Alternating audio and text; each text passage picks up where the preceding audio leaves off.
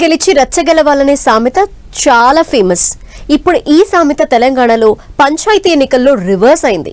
ఎమ్మెల్యేలుగా మంత్రులుగా ఓ వెలుగుతున్న నేతల సొంతూర్లలో పంచాయతీ ఎన్నికల్లో సత్తా చాటలేకపోయారు. అన్ని గ్రామాలని చుట్టేసి విస్తృతంగా ప్రచారం చేసిన లీడర్లకి తమ సొంతూర్లలో మాత్రం సీన్ రివర్స్ అయింది. చాలా చోట్ల ఎమ్మెల్యేల సొంత గ్రామాల్లో కాంగ్రెస్ ఓటమి పాలవటంతో నేతలు చిన్నబుచ్చుకుంటున్నారు. ఇంతకీ ఎక్కడెక్కడ హస్తం నేతల లెక్క మారింది?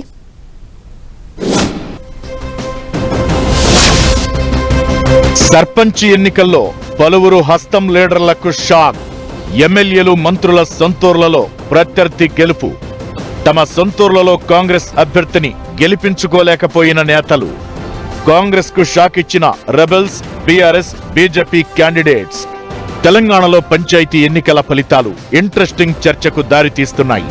పార్టీ గుర్తులతో సంబంధం లేని ఎన్నికలే అయినా పార్టీ జోక్యం మాత్రం తప్పకుండా ఉంటుంది. కాంగ్రెస్, బీఆర్ఎస్, బీజేపీ మద్దతిచ్చిన అభ్యర్థులు ఎన్నికల బరిలో నిలిస్తే పలుచోట్ల షాకింగ్ రిజల్ట్స్ హాట్ టాపిక్ అయ్యాయి.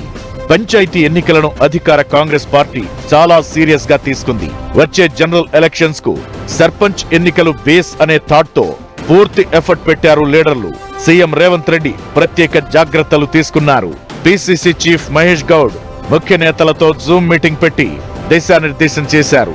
పంచాయతీ ఎన్నికలను దృష్టిలో పెట్టుకుని ముఖ్యమంత్రి జిల్లాల్లో మీటింగ్లు పెట్టి ప్రభుత్వ పథకాలను జనంలోకి తీసుకెళ్లారు.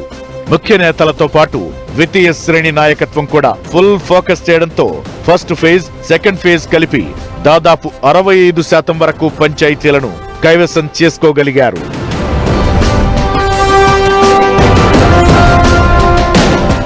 సర్పంచ్ ఎన్నికల్లో వార్ వన్ సైడే ఉంటుందని ఎక్స్పెక్ట్ చేసిన కాంగ్రెస్ కు ఇప్పుడొచ్చిన ఫలితాలు పెద్ద జోష్ ఇవ్వకపోగా కీలకమైన ఎమ్మెల్యేల సొంతూర్లలో కాంగ్రెస్ మద్దతిచ్చిన అభ్యర్థులు ఓడిపోవడం హాట్ టాపిక్ అవుతోంది.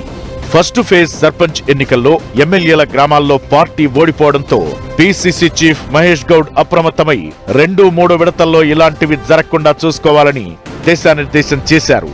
అయినప్పటికీ సేమ్ ఫలితాలు రిపీట్ అయ్యాయి. రెండో విడతలో కూడా ఎమ్మెల్యేల గ్రామాలతో పాటు ముఖ్యమైన చోట్ల కాంగ్రెస్ ఓటమి పాలైంది. మొదటి విడతలో జరిగిన మహబూబాబాద్ ఎమ్మెల్యే మురళీనాయక్ సొంతూరు సోమ్లా తండాలో తన మద్దతుదారుణ్ణి గెలిపించుకోలేకపోయారు. జడ్చర్ల ఎమ్మెల్యే అనిరుద్ రెడ్డి స్వగ్రామం రంగారెడ్డిగూడలో బీజేపీ అభ్యర్థి గెలిచి షాక్ ఇచ్చారు. షాద్నగర్ ఎమ్మెల్యే శంకరయ్య సొంత గ్రామం వీరపల్లిలో ఎమ్మెల్యే మద్దతుదారుడు ఓడిపోయారు. ఇక రెండో విడతలో కూడా సేమ్ టు సేమ్ ఎమ్మెల్యేల సొంతూర్లలో కాంగ్రెస్ మద్దతుదారులు ఓడిపోయారు. రెండో విడత ఎన్నికల్లో కాంగ్రెస్ ఎమ్మెల్సీ, ప్రభుత్వ విప్ పట్నం మహేందర్ రెడ్డి సొంత గ్రామం షాబాద్ మండలం గొల్లూరుగూడలో కాంగ్రెస్ మద్దతుదారుడు ఓటమి పాలయ్యారు. స్టేషన్ ఘన్పూర్ ఎమ్మెల్యే కడియం శ్రీహరి మద్దతుదారులు ఓడిపోయారు. పాలకుర్తి ఎమ్మెల్యే యశస్విని రెడ్డి సొంతూరు తొర్రూరు మండలం చెర్లపాలెం పంచాయతీలో కాంగ్రెస్ రెబల్ క్యాండిడేట్ గెలిచాడు. మానకొండూరు ఎమ్మెల్యే కవ్వంపల్లి సత్యనారాయణ సొంత గ్రామంలో కాంగ్రెస్ మద్దతుదారుడికి షాక్ ఇచ్చారు ప్రజలు. దేవరకద్ర ఎమ్మెల్యే మధుసూదన్ రెడ్డి సొంతూరు దమగ్నాపూర్లో బీఆర్ఎస్ మద్దతుదారుడు గెలిచాడు. నారాయణపేట ఎమ్మెల్యే చిట్టెం పర్ణికరెడ్డి స్వంత గ్రామం ధన్వాడలో కాంగ్రెస్ మద్దతుదారుడు ఓడిపోగా బీజేపీ అభ్యర్థి గెలుపొందారు.